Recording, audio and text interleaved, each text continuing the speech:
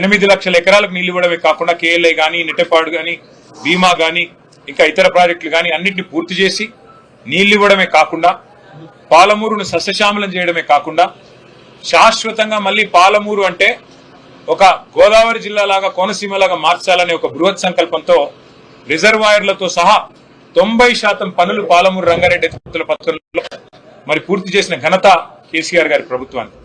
ఇవాళ 10% పూర్తి చేయకుండా 22 నెలలుగా పాలమూరును ఎండబెడుతున్నది పాలమూరు బిడ్డగా చెప్పుకునే రేవంత్ రెడ్డి గారు. ఇంకా ఆశ్చర్యం ఏమంటే ఒక్క అరపైసా పని కూడా చేయకుండా అదే పాలమూరు రంగారెడ్డి ఎత్తిపోతల పథకానికి ఆయన మామగారు పిల్లనిచ్చిన మామగారు జైపాల్ రెడ్డి గారు పేరు పెట్టుకున్నారు. సరే, జైపాల్ రెడ్డి గారు జిల్లాకి ఏం చేశారు, కల్వకృతికి ఏం చేశారు, ఇక్కడ ఇరిగేషన్ వ్యవస్థకి ఏం చేశారు, ఇవన్నీ జిల్లా వాళ్ళని అడిగితే తెలుస్తుంది. కొన్ని తెలంగాణ వాదనలో తెలంగాణ పోరాటంలో ఆయన ఎక్కడున్నారు ఇవన్నీ నేను చెప్పను, కానీ జిల్లాలో అందరికి కూడా విదితమే, ఆ విషయం నేను చెప్పను. కానీ ఇవాళ జైపాల్ రెడ్డి గారు పేరు పెట్టుకున్న ప్రాజెక్టుకి కూడా ఒక రూపాయి కేటాయించకుండా ఆ ప్రాజెక్టును పడావు పెట్టి ఆ ప్రాజెక్టును పూర్తి చేయకుండా పాలమూరును ఎండబెడుతున్నది, పాలమూరు నోట మట్టి కొడుతున్నది ఖచ్చితంగా పాలమూరు బిడ్డగా చెప్పుకునే రేవంత్ రెడ్డి గారు అనే మాట చెప్పక తప్పదు. సరే, కాళేశ్వరం విషయంలో కేసీఆర్ గారిని బద్నాం చేయడానికి అక్కడ మేడిగడ్డలో 85 పిల్లర్లు 2 పిల్లర్లకి సమస్య వస్తే అది మొత్తం అంతర్జాతీయ సమస్యగా చిత్రీకరించి ఏదో రాజకీయ లబ్ధి పొందేదానికి లక్ష కోట్లని మాట్లాడతారు.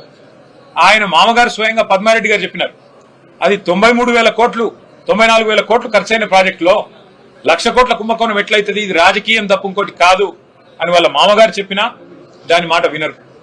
94,000 కోట్ల రూపాయలు ఖర్చైన ప్రాజెక్టులో 2 పిల్లర్లు దెబ్బతింటే 200-250 రూపాయల ఏజెన్సీయే ఖర్చు పెట్టి రిపేర్ చేసే అవకాశం ఉండగా కూడా ప్రజల మీద ఒక పైసా భారం పడకుండా చేసే అవకాశం ఉండగా దాన్ని ముందుకు పోనీయరు.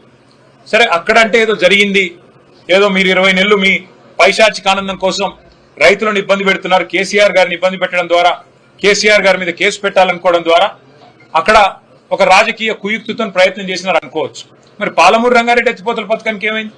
ఇక్కడ మీకు ఏ ఆటంకం లేదు కదా, ఇక్కడ 90% పనులు అయిపోయినాయి కదా, కేవలం 10% పనులు చేయడానికి మీకు మనసెందుకు రావట్లేదు? 22 నెలలు సరిపోలేదా? 22 నెలల్లో మీరు డబ్బులు కేటాయించి పాలమూరు రంగారెడ్డి ఎత్తిపోతల పథకానికి శ్రీకారం చుట్టడానికి మీకు మనసు రావడం లేదా రేవంత్ రెడ్డి గారని మేము అడుగుతా ఉన్నాం.